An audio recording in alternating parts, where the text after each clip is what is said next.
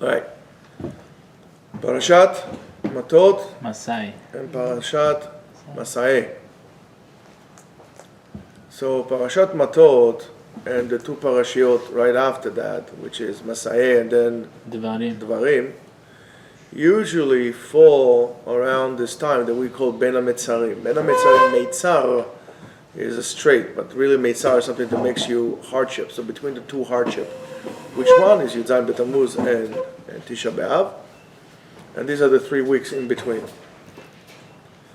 According to our tradition, during this time, we take upon ourselves, to a certain degree of severity, of course, certain customs of mourning. However, we know that there is a great mitzvah for a person to be besimcha. So how exactly is possible to be in one hand besimcha and one hand to have mourning? It just doesn't make sense. Now, according to the Kabbalah, these 3 weeks are extremely powerful weeks with a tremendous, call it, velocity of whatever is in it, we'll see. It's like high voltage. That's why a person during this time needs to be very, very careful. So you see from here, or you might be able to see from here, that the issue of the mourning is not necessarily of agony and pain and so on and so forth, but according to Kabbalah, you might get a different type of a purpose, and really the purpose of this week's is really to kind of collapse within ourselves, further to withdraw into ourselves, and to really be careful and to prevent themselves from getting us into situations which we can harm ourselves. For example, one of them is traveling and so on and so forth, which we mentioned. Parashat Masay and Matot-Masay always falls during this time. However, Parashat Masay is one of the few parashiot in the Torah that there's no explanation, there's no Zohar on it. One of the Masay. But together with that, we understand that because there is nothing really on it, there is a great secret here and a great message for us to really know inside that because it's so powerful, if you got it, you got it. If you didn't get it, you didn't get it. The Zohar comes to actually help us understand things. And if there is something that could teach us on this nature of this parasha, is probably the last parasha of Sefer Bamidbar, and in a way, basically the last parasha in the Torah, because Sefer Dvarim is basically a conclusion of all the words, the shiurim and the halachot that Moshe told Am Yisrael before he departed from this world. And like any ending, or any kind of good ending, it engulfs within itself the whole purpose of whatever happened until now, whether it's a movie or something like this. And this is exactly what happens also in Parashat Masay. We have to understand that. The Rabbi Mi'apta, which wrote the Sefer Ohev Israel, wrote a very long essay on Parashat Masay, in which he explains that it is basically a conclusion of the 40 years of the journeys of Am Yisrael from the time they left Mitzrayim until they entered the land of Israel, which we all know where it is, the land of Israel from the Jordan River to the Mediterranean. We know the borders of the land, and don't let any United Nations or United Fools to tell you otherwise. And the purpose of the, you can sit over there. Somebody got a haircut? Why? 3 weeks, huh? Sure. Well, now you do. So the purpose of this essay really is connected in a spiritual awakening, and through that understanding the purpose of our lives. If you understand that, you're good. All these times that we ask ourselves a question, why do we come here? And what is the purpose? All these times that we had been awakened and we understood that there's something greater than us and something greater than this oppression that we all the time allow those forces and those external forces, those foreign forces to really oppress us, and because we allowed this to happen. And we understood that chasing after all those things, including the love of others, the need to be accepted by people, now whether you are an individual, whether you're a nation, right? Living through the fears of others, living through the fear of, or seeking completely economic security, whether our pursue and fear of being sick, and because of that being healthy all the time, and on and on and on and on. Basically, these are the things that we are busy ourselves with, instead of busy ourselves with ourselves and our lives. Which, of course, is a very sad thing, that if a person all his life is busy with those things, he basically never lived his life. Maybe it's not something that you would like to hear, but that's the truth. Every time you busy yourself with that stuff, you're not busy with your life.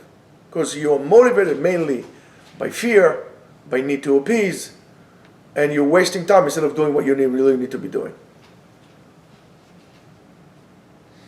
And first of all, you're here to live. I know that's not what mommy and daddy tell you. But who said mommy and daddy were not wrong?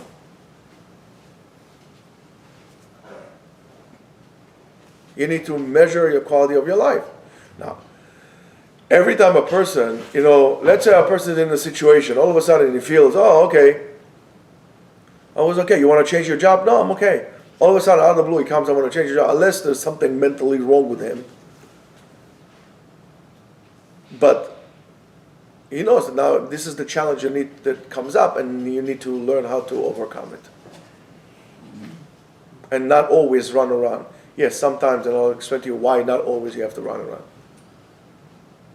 There's different types of, for example, losing or moving from one job to another. There's different reasons. And don't forget, this is according to Kabbalah, this is according to Chachamim, this is not to some, psychological podcast. Everybody is a psychologist, and and so on and so forth. Unfortunately, even those psychologists who give you those advices, or the people to give you those advices, they themselves don't live their lives. So why would you listen to somebody like that? They also are trapped within the rat race and not actually living lives. I asked one of you guys, I think at the beginning of the week, one of the guys that never looked at my text that I sent them. Over there sitting there eating, what are you eating? Chicken. I can smell it. Whose phone is that here? Ah, it's your phone, Eitan. Eitan, your phone is ringing. I sent him a video of this young lady, I think she's like, 30-something years old, that bought herself a Defender 90 or 30, one of those, and basically goes all over the world with a truck. I asked him, do you have what it takes to do that? Of course, he didn't answer me, and I think mainly because the answer is no, he doesn't. I'm going to ask you, do you have what it takes to do something like that? Do you have what it takes to feel alive? Did you ever felt alive? Not drunk, or stoned, alive. If you ever felt alive, I'm almost guaranteed to you won't be doing what you're doing now. So don't need to answer, I know the answer already. And that's what the Ohev Shalom said to us. He said, instead of dealing with our lives, instead of dealing with ourselves and our purpose in here to fulfill the reason why we came here, instead of dealing with the understanding that everything is, when it comes to dealing with people, the best way to deal with people is the way of true love that is not dependent on anything. As we discussed today, when you want to give a gift for someone, we usually, and we teach our children, somebody gives you something, what do you say? What do you say? Thank you. Right? But that's good for a little kid. When you grow up, you should realize that the one who gives the gift is the one that should say thank you to the one who receives it, if he truthfully gives the gift for the sake of giving, not for the sake of business. Because if I give you a gift and I expect something from you, that's not a gift, that's a business, it's a transaction. I give you this, you give me that. Whatever there will be. Why do you think Chazal tells us, Soneh matanot yichyeh? Because if you are always getting gifts, guess what? Your life is never a life, because you always have to appease somebody else. It's not a life. When you want to give a gift, say thank you to the person who is receiving it. What he does with his gift, that's not your business, because as soon as you gave it to him, guess what? That's his property. And what a person does with his property is none of your business. Even if it costs you $1,000 and he decides to give it away to his neighbor or to chug it in the closet, that's not your problem. You gave it to him, that's his, that's it. You gave it to him for the sake of giving. So is love. That's why most people don't know what love is. If you're going to ask a person, explain to me the concept of love, you will hear a whole variety of things besides what it really is. When you deal with people, it has to be through true love that is not connected, in other words, with no ulterior motive. Now, it does not make a difference when we're talking with people. It does not make a difference it's only your family, or it doesn't, exclude itself only to your gender, whatever their gender would be, or to the color of your skin, or for your faith, or to anything like this. When you're dealing with people, it has to be without an ulterior motive. Without any ulterior motive. That's called true love. Chazal tells us, any kind of love that is not depending on anything, that's true love. Any love that is dependent on something, you remove that something, you remove the love. In other words, once you remove the something, you remove the love. Love was never here. There was never love. It's a business transaction. Regardless of what you tell her, I love you. You don't love her. You love yourself. You don't love her. And we need to understand that. So, and this is the only way to really, by doing so, living life like this, to really connect yourself to something that is the endlessness, this infinite, what we call HaKadosh Baruch Hu and HaKadosh Baruch Hu light, or to what we call Etz HaChaim, the tree of life. The tree of life depends on your ability to give love in an unconditional manner, with no ulterior motives. Now, it doesn't make a difference to give somebody a hug, to give somebody a chair, or you buy him a katana sword of Miyamoto Musashi. Let me make a bracha. Baruch atah Adonai Eloheinu, melech haolam, she'akol niyeh b'dvaro. Amen. The Ohev Israel explains that any feeling that we have, and anything that happens, from its source, it's always good and it is good. However, it could be covered and hovered with a lot of husks around it, with a lot of covers of negativity, but the root of it is good, and our job is what the Ari writes, to separate between good and bad. Hamavdil ben kodesh lechol.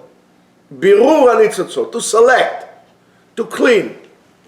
And once we find it, to elevate it up and to bring it back to its original place, into the upper worlds, into the best of our abilities. That's what we're here for. If you read the Ari, you don't need to read the whole entire this. Right now, I gave you the whole concept of the Ari. If you want to know what the Ari tells you to do, that's what you got to do. Birur hanitzotzot. And this is what the Ohev Israel says as well. In other words, when we bring everything back, we bring everything to the state of good. Because originally, everything is good. We need to bring it to the level of good. Now, if you think about what the Ohev Israel said, you would see that everything that is physical in this world is a rolling event, let's put it this way, of spiritual powers and abilities that came from above. And every time we find ourselves asking the question, what are we doing here? Why am I stuck in this job? Why am I stuck in this relationship? And so on and so forth. It's a sign for us that in that particular difficulty, there is a nitzotz, a spark of kedusha, and our job is to bring it back to its holy place. The Ari himself says, when something, you feel there's something, let's say for example, I'm going to ask Idan, let's say an argument, right? Idan, a question, Idan, is it a problem for you to eat only kosher food? No. No, not a problem. So according to the Ari, that's not what you came to fix in this world. Of course, you should keep it, without a doubt. But that's not what your job is. You want to know what your job is? Whatever is difficult for you to do. For example, let's say your job is to get up in the morning every day, argue with 6 o'clock in the morning. That's difficult for you. That's why you came here to the world. When you turn off the alarm clock and you roll over to the other side, you are failing on your job. You want to be fired? Here, ask Yonatan what happens when he tells a guy a job to do, he doesn't do it. You're fired. Yeah, I don't need you here. Whatever is hard for you to do, that's what you need to fix. You don't say, I don't like it. I don't like it. It's hard for you. You need to adjust yourself to what is going on and elevating it. Oh, I don't like to learn Tosfot. It's too hard for me. You know what? You can't do this word to learn Tosfot. Some people, it's very easy for them. And this is how you create the balance within yourself. For example, I don't want to get into Chinese ideas, but the balance of the yin and yang and everything has to be balanced. What do I mean by that? Right? It's the same thing about your health. Can you avoid eating fats altogether? No. But balance. So if your cholesterol is high, well, then you need to avoid it. If your, sugar is high, then you avoid it, right? So you need to bring things back to the level of balance. And what is hard for you, that overcoming that's what's going to bring you back to balance, not what's easy for you.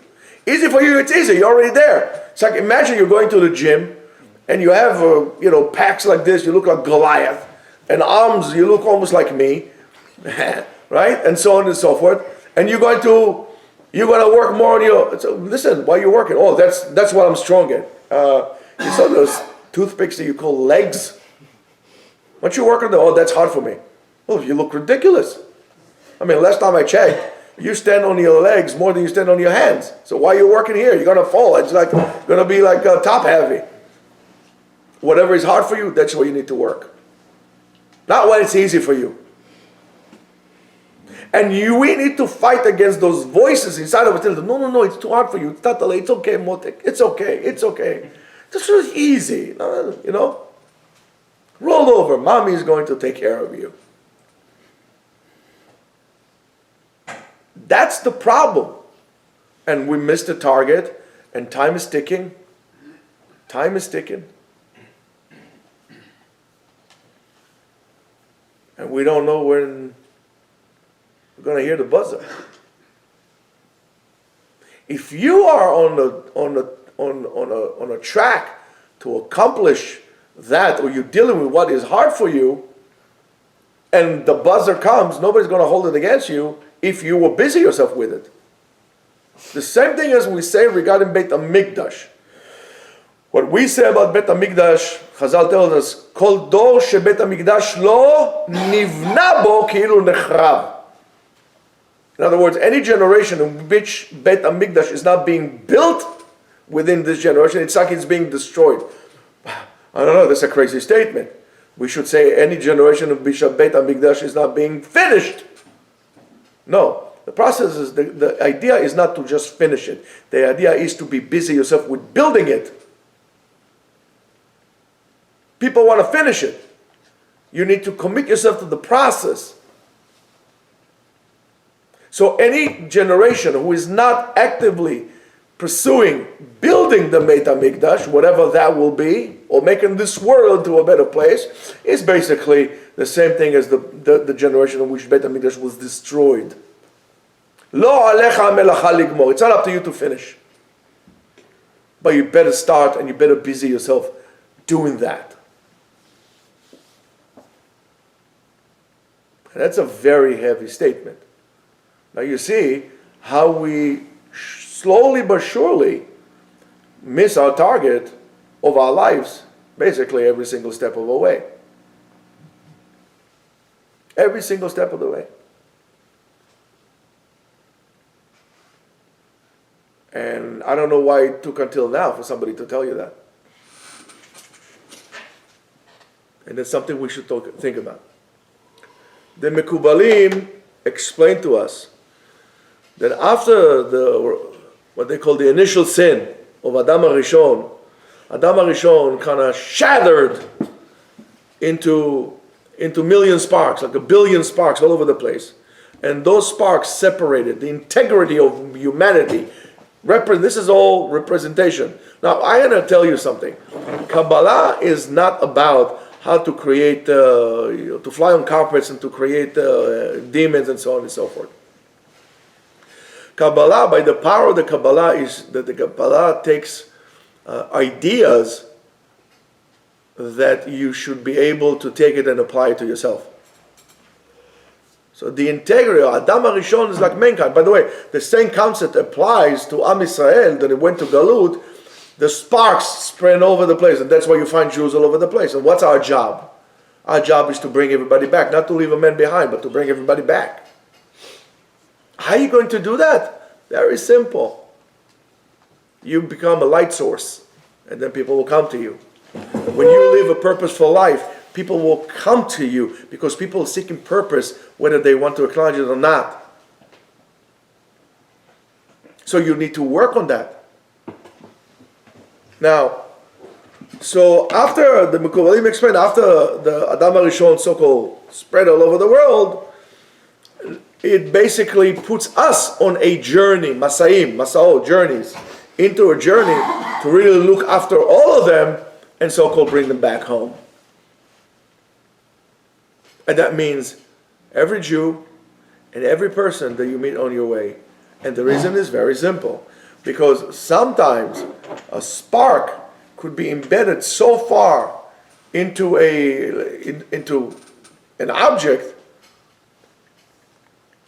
and you see it as a non-Jew, but you met him for a reason, because there's a Jew hiding inside of him.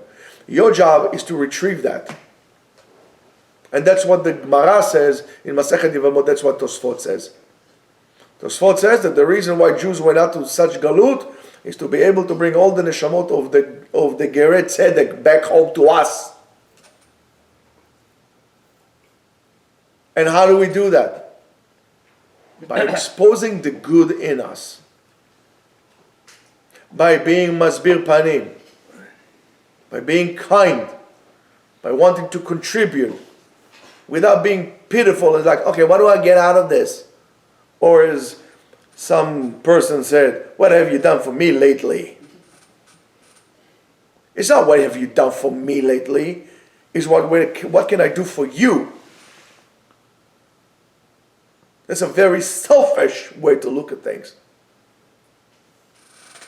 Now, we know that this journey started, as we said, in Yetziat Mitzrayim, and that moving power through this journey is the Shem Membet, the name of God with the 42 letters, which we also know as the Ana Bekoach, right? Those 42 letters of it, which is a combination of 42 letters that has the ability to really awaken us. If somebody ever heard the song, something about it, right?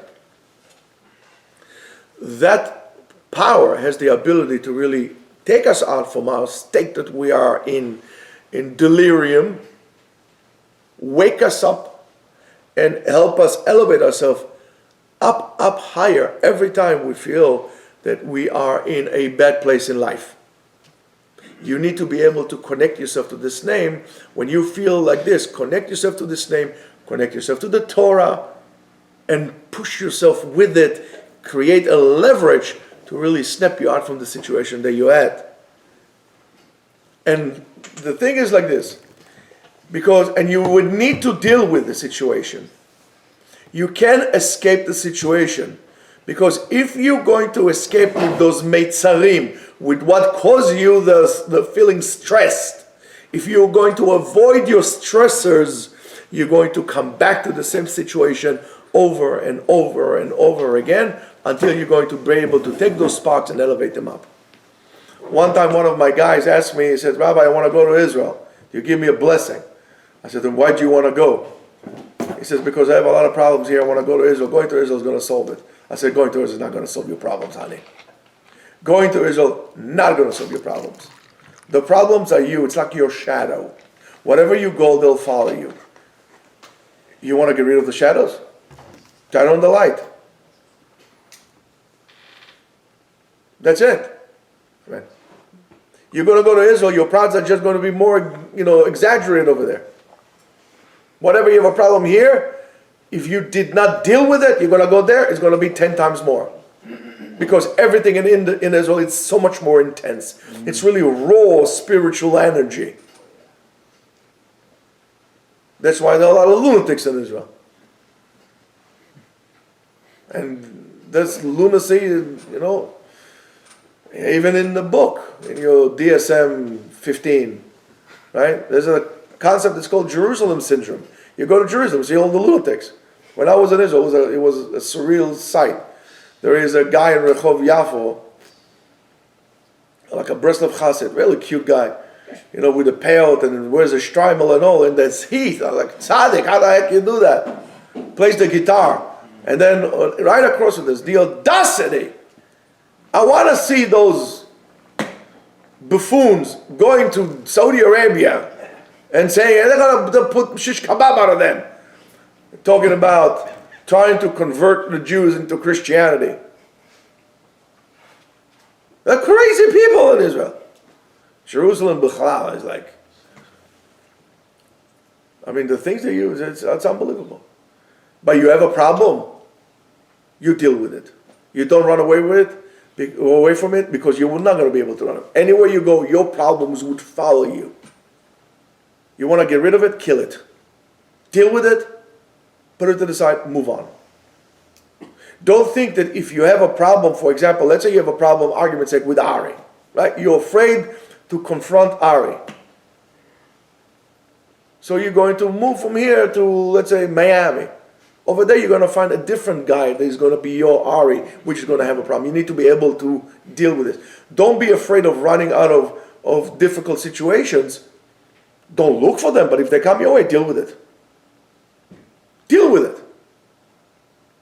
You want to hear some advice on how to deal with it? Listen to David Goggins.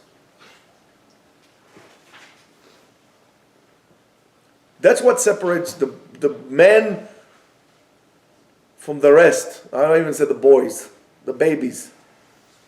Deal with your problems. Whatever you're weak with, you're embarrassed with, deal with it. Deal with it. One way to deal with it, of course, is to not to take yourself too seriously. You can laugh at yourself. I mean, I'm not saying put yourself down, but learn to laugh at things. That's a beginning stage, but then you need to go really, really deep. And I think, here, Mr. Psychologist over there, I think that maybe this is one of the reasons, among others, why Freudian psychoanalysis and that branch of psychology is not popular. Of course, there's always insurance and so on and so forth, because it really goes deep into your being. Today, we don't want to get deep into we don't want to solve problems. Nobody's interested in solving problems. Everybody likes to create problems. Everybody likes to seek comfort in their misery and their suffering, and they enjoy having problems. Nobody wants to solve it. It takes a real man to find solutions, but it takes an absolute buffoon to create problems. Be the one who come up with solutions. That is the tikkun that we learn in this two parashiyot. And I know I jumped into Masay, but we're going to go back at the end to Matot. So, and you always have to remember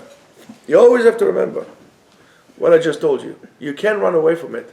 You're going to come back to this, maybe with different people, but the same situation over and over and over and over again. Life would bully you. And the way to deal with bullies is to confront them in different ways. Now, the Havdil, this shiur should be dedicated to Refuah Shlema of Mazal Bat Leah, Chaim Israel Halevi Ben Batya, Ilana Rivka Bat Rachel, and to my son Elazar Ben Fagel Sarah. They should have a Refuah Shlema. Now, in the Parashat, we talk about Nedarim, vows. And it says about Isha ki tidor neder. If a woman would make a vow, so the question, of course, is, who is this woman? You could say, well, it's a general woman. But there's symbolism to that. And the Isha here, the symbolism behind it, that's why we need the Kabbalah many times to understand things better. Not to gain powers, because we don't have any powers. All the power in the world, of anything in the world, comes only from HaKadosh Baruch Hu. When He wants to give it to you, it's all His powers. We cannot generate nor possess any power. So the Isha, the woman who is represented or mentioned in this week's parasha, is basically symbolizing our material world, the vessel that receives. And in a way, her story teaches us that inside of us, there is embedded the power to really change, to tip the scale, and to change and control our destiny and our luck and our lives. Believe it or not. The father or the husband, depends on the situation, represent the giving side inside of us. In other words, if, for example, we made a neder, a vow in the past, and so on and so forth, we have the ability to change it by undoing the vow. Now, especially during this time. Especially during this time. And this time, in the 3 weeks, the time to do so, it's what we call in Kabbalah, mituk hadinim, softening and sweeten the judgments during this time. In other words, how do we do, that's why I said to you this morning, how do we do that tikkun, how do we fix that mituk hadinim? Very simple. We need to be very, very careful. Our actions will be actions of love, compassion, tolerance, and giving instead of criticism.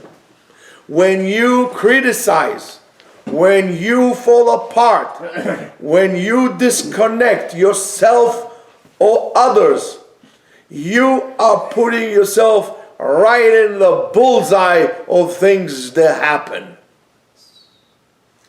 You better watch out what comes out of your mouth during this time. That's why so much of the halakha says that a father should not even hit his son during this time if he did something horrific.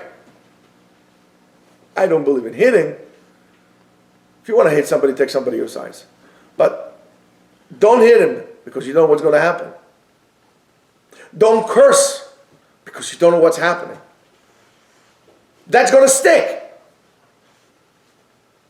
This is the time you got to be careful, because that's the time, that's the clamping time. In other words, if you take a vise, those they have on the carpenters or blacksmith, they have a vise, right? It's a vise that will come in and it will tighten you. This is the meitzarim, and the closer we get towards, and in the vise there's only one side which is stationary, right? The closer we get to the week of Tisha B'Av, the greater the pressure that we come up, right? How do you do so? Unconditional love, not being critical. Do not be ungrateful. Don't be a divisive power or element. That's how you have to give and give and give from yourself.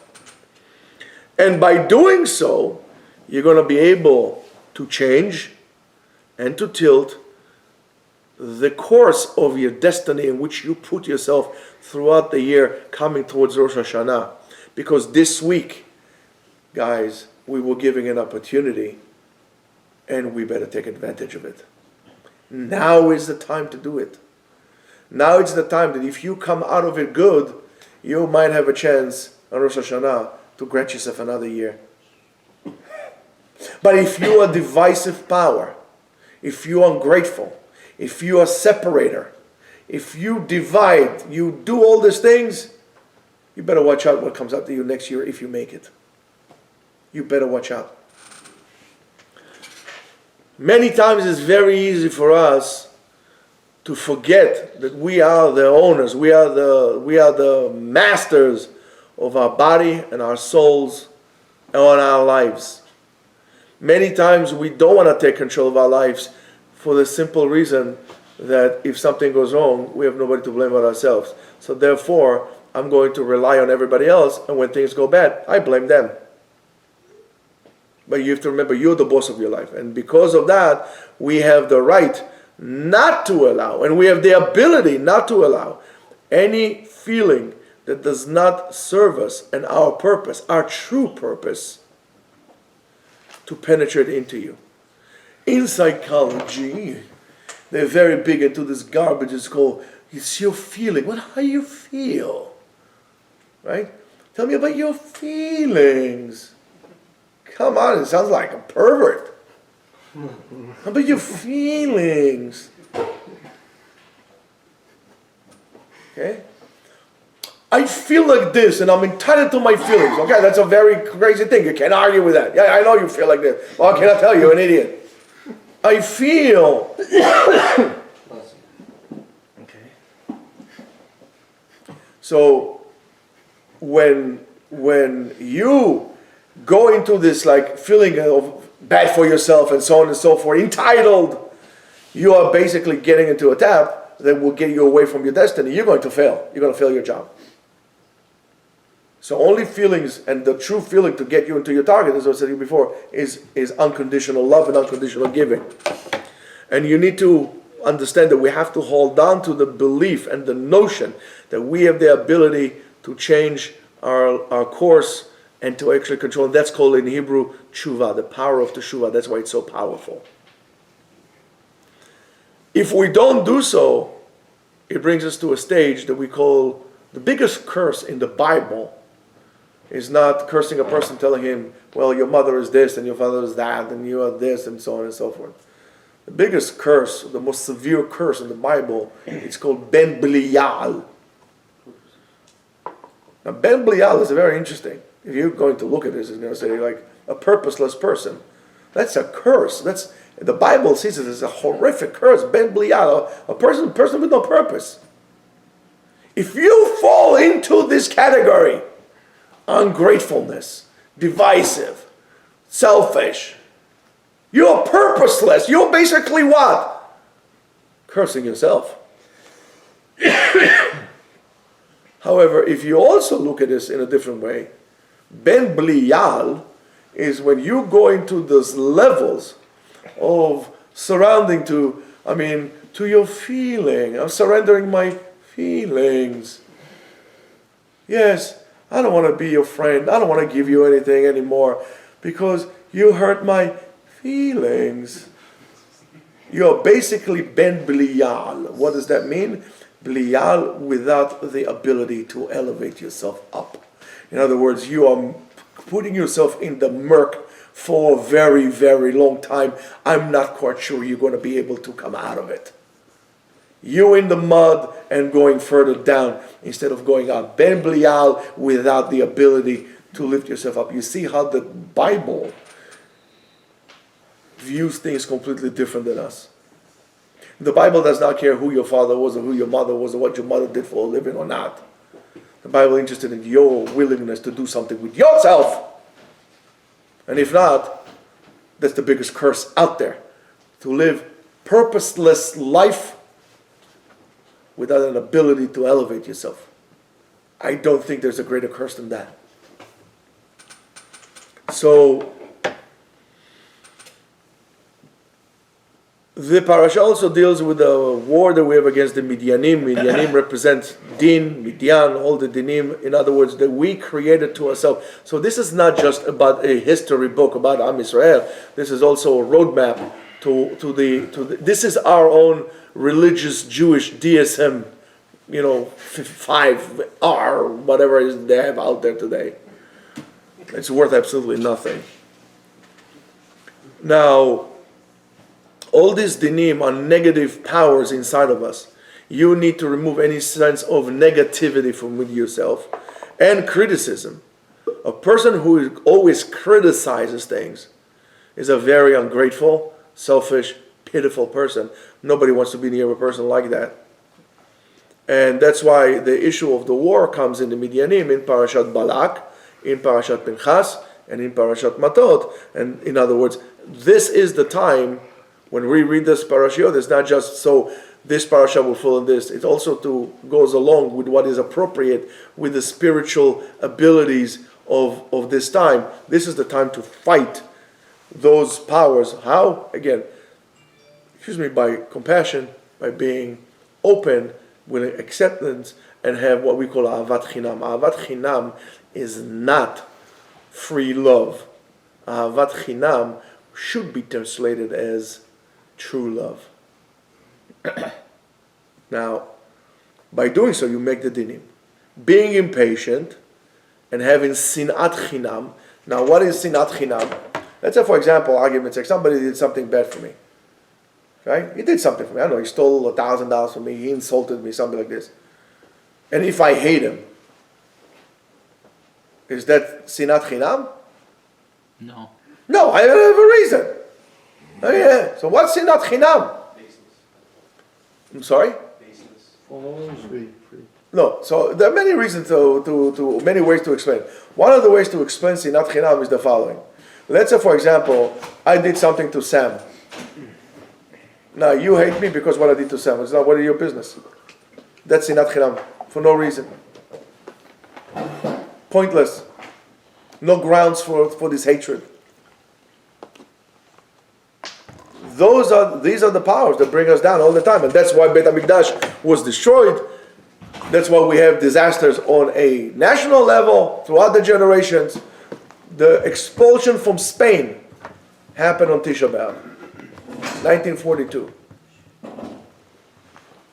If you ask any American or Spaniard, when did Columbus sail to America, they were not going to be able to tell you. Well, I'm going to tell you.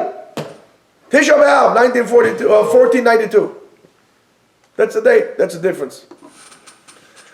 So, understanding that is understanding how crucial is every point of our life, and how crucial is our intent and our thought and the appropriate thought, and how much we have to really be able to control our emotions and our feelings.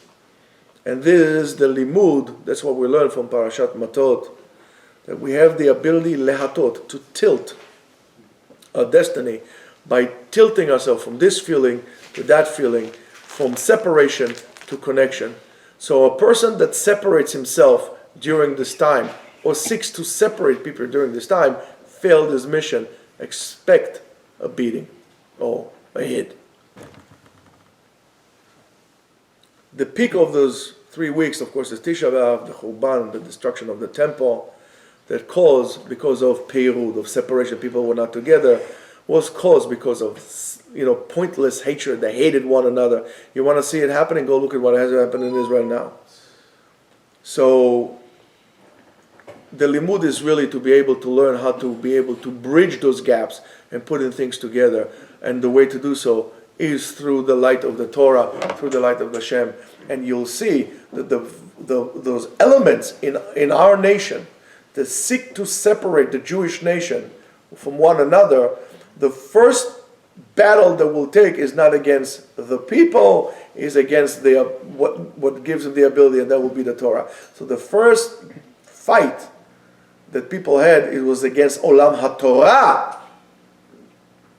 And then they go to, and this is how, because when I don't have the tool to bridge the people, it's very easy to separate. It's basically called divide and conquer. And these kind of a people, we should learn how to deal with them. We should eradicate them. We should not eradicate them in terms of course, not killing anyone, but putting them in place, opening our mouth. When you see something wrong, speak up. You don't have to yell. You should not yell. People don't hear you when you yell. Explain things nicely.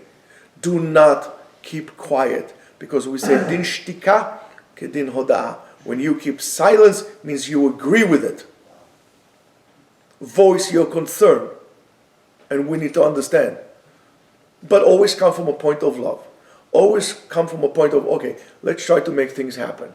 Don't go with your head on the wall. The wall is always going to win. Try to open the door behind the wall. So these are, again, very difficult time that we're at. But together with that, we get the power of the journey, Masaot, the power of the journey, the power of the 42 name, of the name of 42, really supposed to help us in our own personal journey, to collect those lost sparks and to bring them together, to be able to elevate them further up, together with us, not alone, together with us, not to leave anybody behind. Until we're going to reach a certain level, that one day a true journey, a new journey will start. Because those journeys are the journeys of our lives as well. And as long as we are not going anywhere, we're not moving anywhere, we are stuck. We're never going to get anywhere either. And by doing so, we're going to create more pressure. So you need to move from one place to another. You need to be able to become better. And better does not mean getting yourself, a bigger house or a bigger car or moving to a different state. Being and getting things better means becoming a better person, becoming a unifying force, not a dividing force. And Be'ezat Hashem, we should not fast on Yom Tisha B'Av. We should have a celebration on Yom Tisha B'Av. We'll see, we should take part, the HaKadosh Baruch Hu should grant us all the ability to take part in building Beit HaMikdash. Amen. And Bezat Hashem, we'll be able to be machzir all the nitzotzot back home. We'll build it together, לכבוד ולתפארת עם ישראל ולכבוד הקדוש ברוך הוא. Shabbat Shalom. Amen.